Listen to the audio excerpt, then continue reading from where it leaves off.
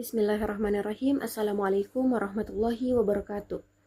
Perkenalkan, nama saya Najihah Mublisa dengan NIM 20010012432 dari kelas Pendidikan Bahasa Inggris B24.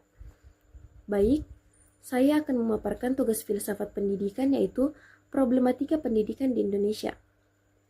Berdasarkan Undang-Undang Nomor 20 Tahun 2003 Sisdiknas, pendidikan adalah usaha sadar dan terencana untuk mewujudkan suasana belajar dan proses pembelajaran agar peserta didik secara aktif mengembangkan potensi dirinya untuk memiliki kekuatan spiritual keagamaan, pengendalian diri dan kepribadian, kecerdasan dan akhlak mulia, serta keterampilan yang diperlukan dirinya dan masyarakat. Menurut Ki Hajar Dewantara, pendidikan adalah tuntunan dalam hidup tumbuhnya anak-anak. Tujuannya adalah menuntun segala kodrat yang ada pada anak, sehingga mereka mencapai keselamatan dan kebahagiaan setinggi-tingginya sebagai manusia maupun anggota masyarakat. Hakikat pendidikan secara esensial memiliki 3 dimensi utama. Yang pertama, kognitif, pengembangan intelektual dan pengetahuan. Yang kedua, afektif, pembentukan sikap, mentalitas, dan karakter. Kemudian yang ketiga, psikomotorik, pengembangan keterampilan dan kemampuan fisik atau teknis. Namun, di Indonesia sendiri masih memiliki beberapa permasalahan tentang pendidikan, beberapa diantaranya yakni kesenjangan akses dan kualitas. Kualitas dan akses pendidikan sangat timpang antara perkotaan dan pedesaan dan daerah terpencil. Biaya tinggi menjadi penghalang bagi masyarakat yang kurang mampu. Kemudian kualitas dan kesejahteraan guru.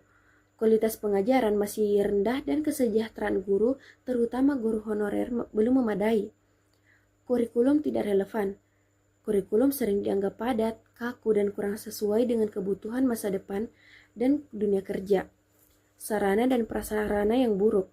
Banyak sekolah kekurangan fasilitas dasar seperti perpustakaan, laboratorium, dan bahkan di beberapa daerah hanya mengandalkan outdoor karena tidak memiliki ruangan kelas. Adapun solusi strategis dari problematika pendidikan di Indonesia diantaranya pemerataan akses dan subsidi pendidikan.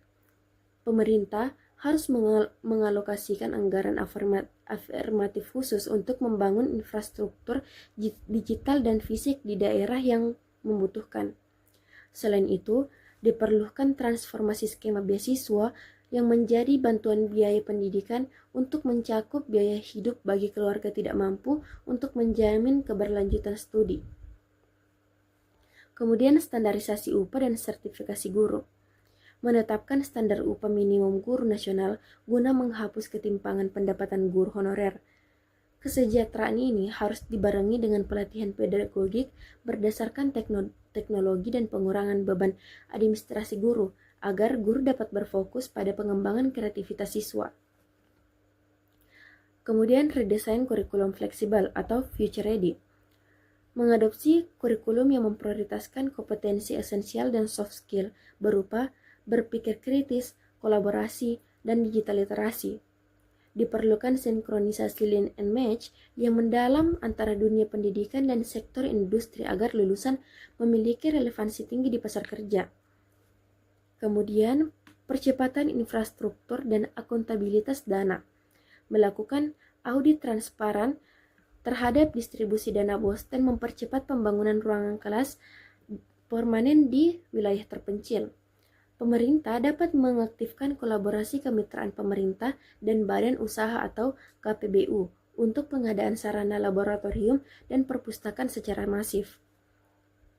Adapun kesimpulan yang dapat saya sampaikan, penyelesaian ini memerlukan pergeseran paradigma dari pendidikan yang bersifat administratif menuju pendidikan yang substantif dan inklusif, guna memastikan setiap warga negara mendapatkan hak pendidikan yang layak dan setara.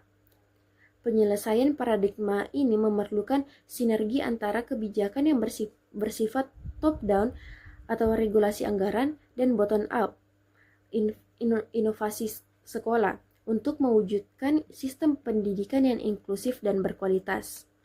Mungkin Hanya ini materi yang dapat saya sampaikan, kurang dan lebihnya mohon dimaafkan. Wabillahi taufiq wa sa'adah. Wassalamualaikum warahmatullahi wabarakatuh.